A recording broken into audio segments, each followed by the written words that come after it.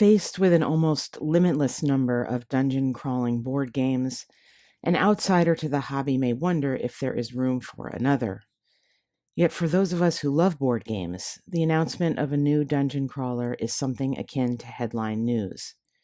We all seem to have an insatiable appetite for crawling, a phenomenon I had written about elsewhere. Kreel Manor from All or Nothing Productions has a great pedigree. The Kill setting, memorialized in a series of previously published games, is evoked so effectively with thematic and inviting art and generally tight mechanics.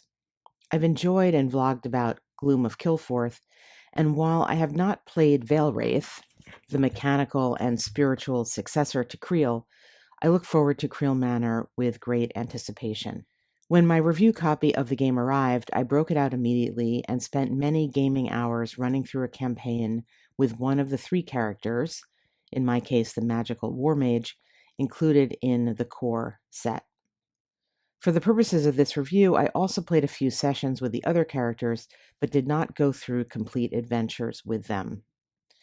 My comments here are going to focus on how successful this game is in three different areas: immersion and storytelling, mechanics, ease to table, and replay value. In terms of the immersion and the storytelling, there are two written documents with this game: the rule set and the Book of Fables, which is a booklet of some 13 pages of numbered paragraphs, akin to what you'd find in a choose-your-own-adventure type of product. These paragraph numbers are triggered in-game when you as a player successfully complete or overcome certain obstacles or story points. So, for example, if you came across a card that is labeled Plot and it is a treasure chest, depending on how you approach opening the chest or whether you avoid it altogether, is going to cause you to be directed toward a different paragraph in the book. Keeping spoilers to a minimum, I'll say that some of the paragraphs offer flavor text that may describe a setting with a small surprise, something like, amid the dusty manuscripts on the bookshelves, your diligent exploration yields a hidden treasure, or they could provide a major plot event. These in-game variable paragraphs are paired with a card deck of story paragraphs that frame the larger adventure narrative and create the framework for the branching story of the campaign itself. In a 5-adventure campaign, the first and last adventures are the same, but the choices you make beyond that dictate different paths in the journey. So how effective is this framing to create a story, a real narrative? I would give it, if I was ranking it 1 to 10, around a 7.5. The individual paragraphs in the Book of Fables do provide a bit of suspense, and if you make the effort to focus on what they are saying, they integrate appropriate flavor text and rewards to inject some life into what I find to be a little bit overly mechanical gameplay, and I'm going to talk about that next. But I do applaud the effort here. It is always a challenge to make some static thing like a board game, as opposed to, say, the board game structure, and with getting something together that is relatively easy to get to the table, having the Book of Fables with the paragraphs, I think it's pretty effective. Is it limitless? Is it sandboxy? No, but there's always a trade-off between that type of effect and ease to table and actually making something playable.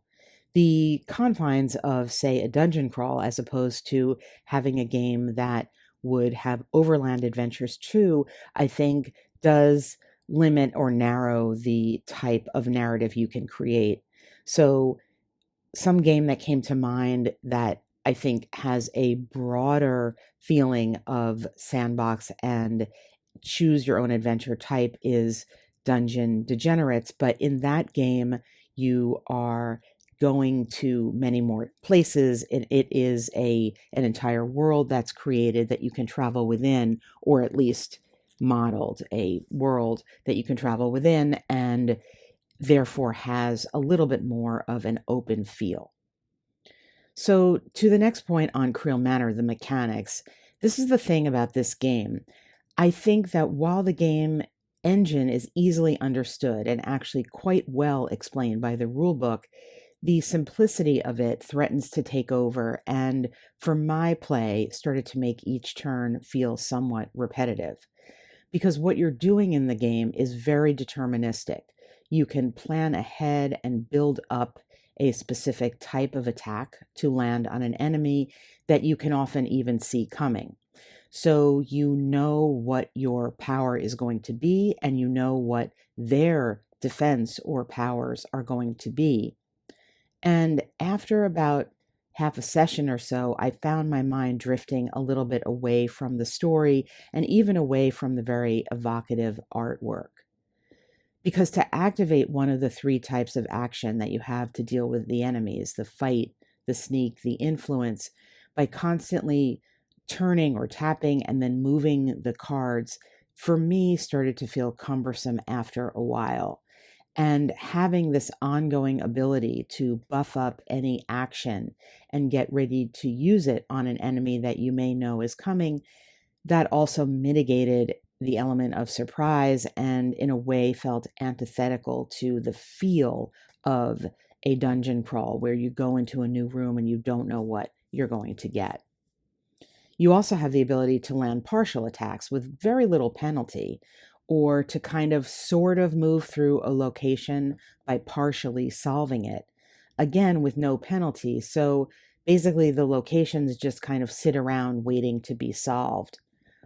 Enemies that you don't dispatch will keep coming at you, whether you move or stay in one place. I didn't see any penalties for leaving a place with a line of enemies, and no new enemies specifically waiting for you somewhere.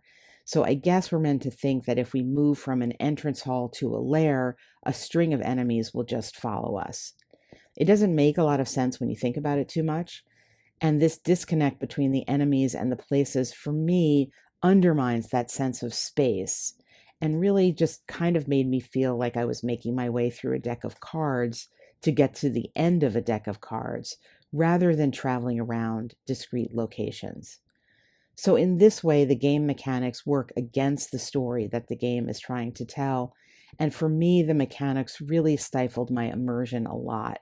So much so that if I was ranking it, I guess as I am, I would give it almost like a 5 out of a 10.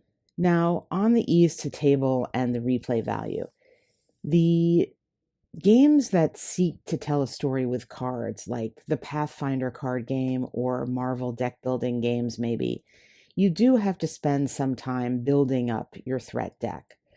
I didn't find this problematic at all, and the rulebook is a highlight of this game because it clearly lays out the setup steps and rules in a way that for me was very easy to follow. So on this point, ease of getting this to table is like an 8 out of 10.